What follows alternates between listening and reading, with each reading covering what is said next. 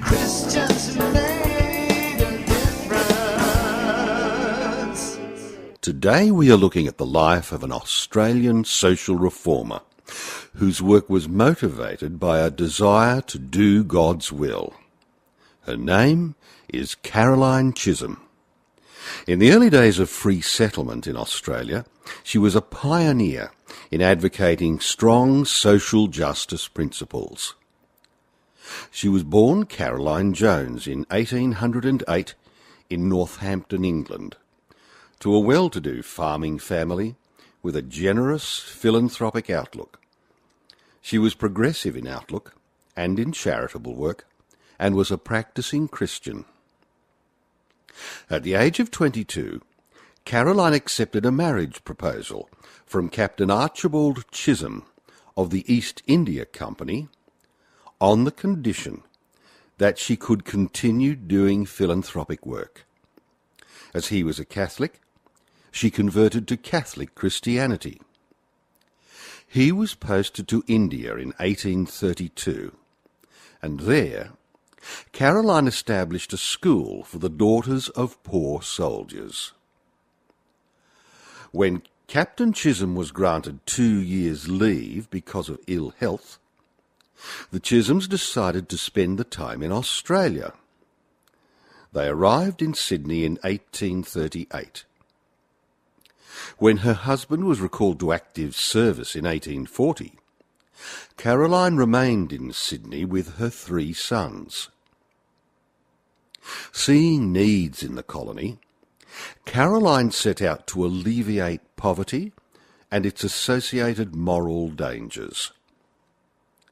Her immediate concern was the well-being of young, unaccompanied women migrants, many of whom found themselves alone on the streets of Sydney. With no contacts in the colony, no experience, and no prearranged employment, they often found themselves recruited into prostitution. Caroline said, "I was impressed with the idea that God had, in a peculiar manner, fitted me for this work." She prayed and fasted in order to discern God's will for her, and was then able to offer her talents to God. She said, "I felt my offering was accepted, and God's blessing was on my work." Caroline soon became a familiar figure on the waterfront as each ship of immigrants arrived. She began taking girls into her own home, but soon realised the need for a more systematic approach. She lobbied Governor Gipps for assistance in establishing a home where these girls could be housed until suitable employment could be found for them. Eventually, he agreed to allow her to use the disused immigrant barracks in Bent Street, and it was not long before the barracks were accommodating 100 young women. While jobs were scarce in Sydney, there were jobs in rural areas. As many of the women were too frightened to leave the city to take on work in the country, Caroline personally led parties of young women into the interior, where they took on work as servants on country properties. Caroline believed that encouraging family life would help solve the social problems of the colony, so she dedicated much of her energy to reuniting the families of emancipists and free settlers. She developed a scheme for settling families on the land with long leases, but met opposition from the landowners. Undaunted, she arranged the settlement of some families at her own expense. Caroline saw immigration and the settlement of families from England to Australia, the new land of opportunity, as a solution to the economic problems of both overcrowded England and the labour shortages in the Australian colonies. Captain Chisholm retired from the army and returned to Australia in 1845, assisting her in her work. Already a legend in New South Wales, Caroline left for England in 1846 with her husband.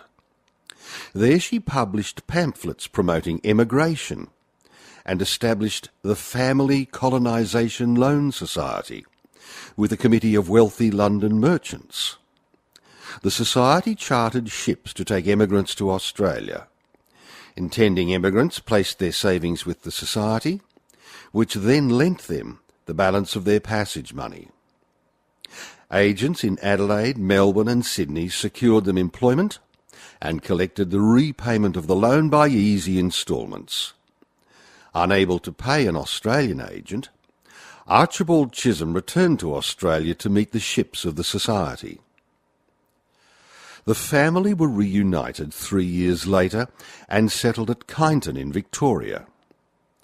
By this time, the gold rush was underway, and Caroline was instrumental in the construction of shelter sheds along the road from Melbourne to the goldfields, providing shelter and cooking facilities for women and children travelling to join their husbands on the goldfields.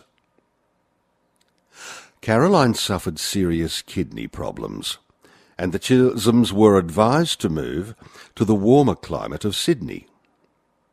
There, Caroline established a school for girls as a means of gaining an income. During her last years in Australia, she lived in relative obscurity, yet she saw many of her ideas accepted. In 1866, the Chisholms left for England, where they were granted a pension of £100. Caroline died in 1877. Her grave at Northampton bears a headstone inscribed, "The Emigrant's Friend." Many institutions and places have been named in honour of Caroline Chisholm. She was a woman of Christian faith and compassion, whose vision and influence helped improve the lives of many people. Christians